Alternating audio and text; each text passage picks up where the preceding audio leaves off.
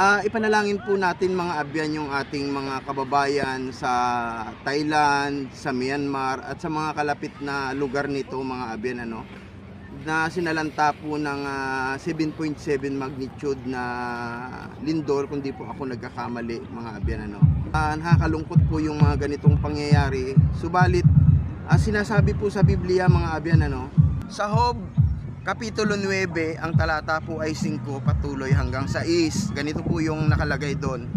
Na siyang naglipat ng mga bundok at hindi nila nalalaman. Pagka nililiglig niya sa kaniyang pagkagalit. Na siyang umuga ng lupa sa kaniyang kinaroroonan at ang mga haligi nito ay nangayayanig. Ayan mga abyan sabi po sa Biblia, Diyos ang nagpapasapit, Diyos ang umuuga.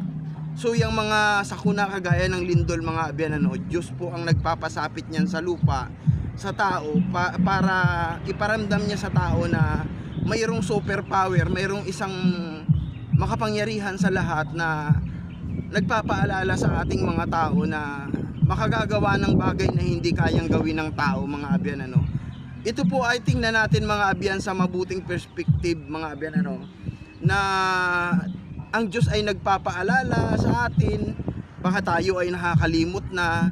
So ang gusto niya manumbalik tayo sa Kanya para maingatan tayo mga abyan at ipanalangin natin sila mga abyan na sana ay sa lalong madaling panahon mga abyan ay madaling maghilom ang sugat na maiiwan ng sakunang ito sa kanila.